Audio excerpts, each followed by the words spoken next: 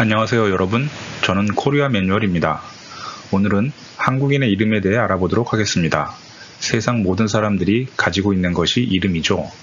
한국인의 이름에는 어떤 특이한 점이 있을까요? 하나씩 살펴보겠습니다. 아이슬란드에서는 요즘 남녀가 데이트하기 전 스마트폰을 통해 아이슬란드 응가베크라는 앱을 실행하여 확인을 하는 습관이 있다고 합니다. 아이슬란드는 영국의 위쪽에 위치해 있습니다. 면적은 대한민국과 거의 같은 데 비해 인구는 약 33만 명입니다. 인구가 많지 않다 보니 근친 간에 혼인할 가능성을 차단하기 위해 앱을 개발한 것입니다. 자신의 정보를 입력하면 자신의 200년 전 조상의 이력이 나온다고 합니다. 이를 가지고 상대방과 유전적 친밀도를 확인하여 데이트 상대로서의 적격 여부를 먼저 확인하는 것입니다. 이들은 성 대신에 누구의 아들이라고 표시합니다. 그래서 북유럽인들의 이름에는 손이나 선으로 끝나는 이름이 많은 것입니다. 그런데 이 어플은 아이슬란드에서만 사용이 가능하다고 합니다만 만일 우리나라에서 사용할 수 있었다 하더라도 한국에서는 전혀 인기가 없었을 것입니다. 우리의 조상들은 이 이름 속에 이 모든 것을 준비한 장치를 숨겨두고 있었기 때문입니다. 한국인의 이름은 성을 포함하여 세 음절로 이루어지는 것이 보통입니다. 그중 맨 앞에 있는 것이 성입니다. 2015년 통계청의 인구 총조사에 따르면 1,000명 이상의 인구를 가진 성씨는 총 154개였는데 그중 두 글자의 성씨는 6개였으며 나머지는 모두 한 글자를 가진 성씨였습니다. 가장 많은 인구는 김씨로 1,070만 명이었고 그 뒤를 730만 명의 이씨, 420만 명의 박씨가 차지하였습니다. 김씨와 이씨와 박씨가 대한민국 전체의 44.6%를 차지하고 있는 것입니다. 그렇다면 저 1,070만 명의 김씨들은 모두 친척일까요? 친척도 있고 아닌 경우도 있습니다. 최근에는 국가 간의 거리가 옛날보다 가까워졌고 왕래가 많아지면서 외국인들이 한국을 방문하는 경우가 많아지고 있습니다. 그중 어떤 분들은 아예 한국으로 귀화하여 한국인으로 제2의 인생을 시작하기도 합니다. 이때에 한국인으로서 새로운 이름을 만들어 등록을 하게 됩니다. 김씨가 될 수도 있고 이씨가 될 수도 있습니다. 아니면 전혀 새로운 성을 만들 수도 있습니다. 만일 이씨를 선택했다면 한국의 많은 이씨들과는 어떤 관계가 있는 것일까요? 독일 출신으로 1986년에 귀화한 이참씨가 있습니다. 이분은 한국으로 귀화하면서 성을 이씨로 하였는데 한국에서는 성뿐만 아니라 본관이라는 것을 함께 등록해야 합니다. 본관이란 조상님들의 고향을 뜻하는 것입니다. 이참씨는 귀화하면서 본관을 서울 용산으로 신고하였습니다. 따라서 이참씨는 용산이 본관인 독일 이씨의 시조가 되는 것입니다.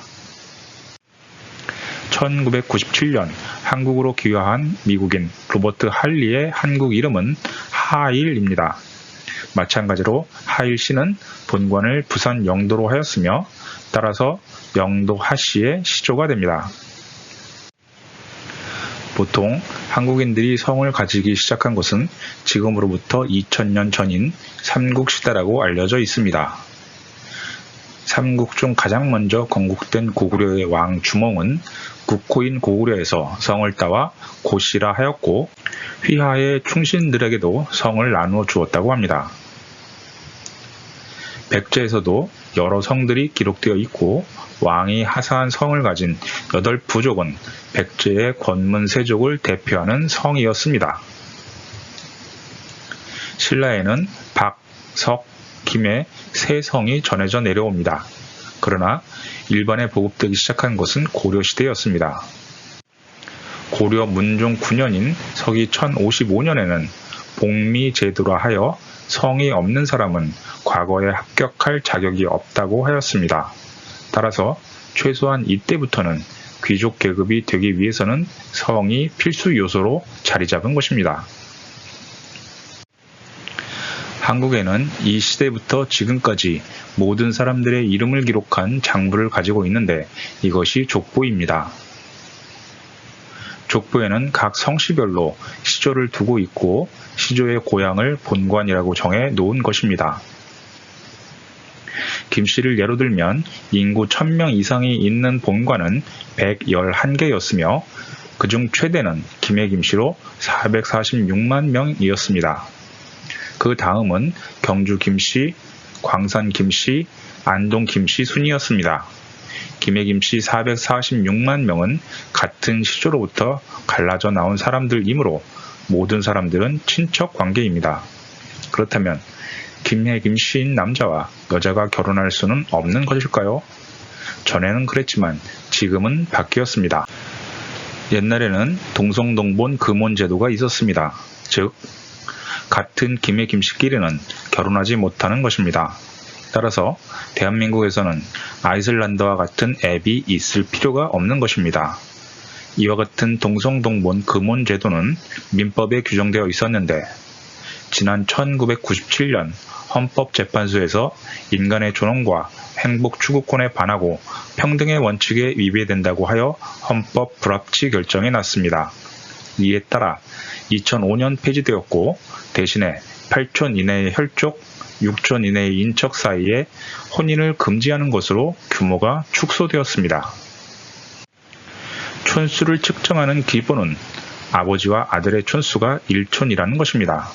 따라서 형제간을 계산하자면 나와 아버지가 1촌이고 아버지와 나의 형제가 1촌이어서 도합 2촌입니다.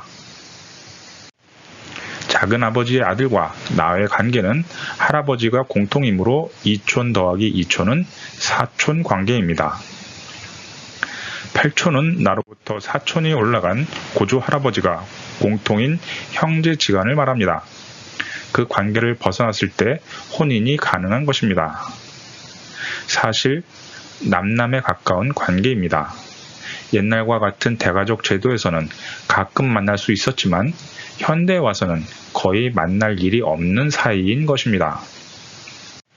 한국인 이름의 또 하나의 비밀은 이처럼 2촌, 4촌, 8촌 관계의 형제들은 이름에 같은 글자를 쓴다는 것입니다. 이를 항렬자 혹은 돌림자라고 말합니다. 여기 대한민국 사람이라면 누구나 알고 있는 분이 있습니다. 안중근 위사입니다. 한국이 일본의 식민지 시절이던 1909년 10월 26일에 한국을 식민지로 만든 일본 측 책임자인 이토 히로부미를 만주의 하얼빈에서 저격하여 사살한 주인공입니다. 본관이 순웅인 순웅안씨 안중근 위사는 시조의 30세 손이자 4대 손인 문성공 안향으로부터는 26대 손입니다. 부친인 안태훈의 형제들은 돌림자가 태자였고 안중근 위사는 돌림자가 근자였습니다. 안중근 위사의 아들들은 생자 돌림입니다. 즉 나와 성이 같고 본관이 같은 사람을 만났을 경우에 이름만 들으면 그 사람과 나의 관계를 확인할 수 있는 것입니다. 나의 돌림자와 상대방의 돌림자를 확인하고 나면 두 사람이 형제 관계인지 아저씨와 조카의 관계인지 아니면 할아버지와 손자의 관계인지를 즉석에서 확인할 수 있는 것입니다. 돌림자는 형제들이 공통으로 사용하는 이름인 것입니다. 이 돌림자는 동양 철학인 음양오행설 등에 근거하여 옛 조상님들이 미리 만들어 놓은 것을 후대의 사람들이 사용하는 것입니다. 전에는 철저하게 지켰으나 현대에 와서는 옛날과 같이 엄격하게 지키지 않는 경향이 있습니다. 형제들이 많은 집안의 경우에는 큰형과 막내가 나이차가 많이 나게 되는데 이것이 몇 세대를 내려가게 되면 큰 집의 손자의 나이나 막내의 아들의 나이가 비슷해질 수 있습니다. 이때 그 두 사람의 관계는 나이는 비슷한 또래이지만 학렬은 막내 측이 높아서 아저씨가 되는 것입니다. 이럴 경우에 조카는 아저씨에게 친구로 지낼 수가 없습니다. 왜냐하면 아버지의 동생뻘이기 때문입니다. 유교 사회인 한국에서 아버지의 동생과 친구로 지낼 수는 없으니까요. 위에서 본 안중근 의사의 목숨을 건 노력에도 불구하고 대한민국은 일본의 식민지를 쉽게 벗어나지 못했습니다. 더군다나 1940년부터는 창씨 개명이라 하여 이름을 일본식으로 고칠 것을 강요하였습니다.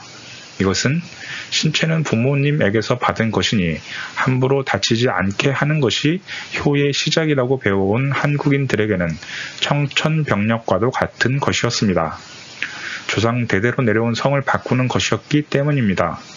또한 전통적으로 남녀가 결혼한다 하더라도 여자가 성을 바꾸지 않는 것이 한국의 전통이었는데, 이에 반하여 일본식 이름을 사용하게 되면 여성은 결혼과 동시에 남자의 성으로 바뀌게 됩니다.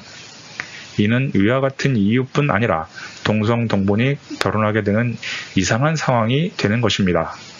이에 대한 저항의 방법으로 일부 한국인들은 일본의 왕족이나 명문가 혹은 조선 총독과 같은 성으로 바꾸기도 하였습니다. 한국인은 이름을 만들 때 위에서 본 바와 같이 선택의 폭이 그리 크지 않습니다. 성과 돌림자를 제외하면 세 글자 중 한 글자만 임의로 사용할 수 있을 뿐입니다. 그것을 가지고 다른 사람들과 구별하여 살아가는 데 큰 불편이 없다는 것이 신기할 따름입니다. 요즘에는 과거와 다른 몇 가지가 있습니다. 먼저 돌림자 사용이 옛날보다 많이 줄어들었습니다. 돌림자를 사용하게 되면 사용할 수 있는 이름이 대폭 감소하기 때문입니다. 또한 옛날과는 다르게 순수 한글로 된 이름이 사용되기도 합니다. 한때는 정부에서 한자가 들어가지 않은 이름은 신규 등록을 거부할 때도 있었지만 1980년대 이후 한글 이름 짓기가 유행하였습니다. 지금은 순 한글 이름도 받아주고 있습니다만 대법원 예규에는 한자와 한글이 함께 쓰인 경우에는 등록을 못하도록 하고 있습니다.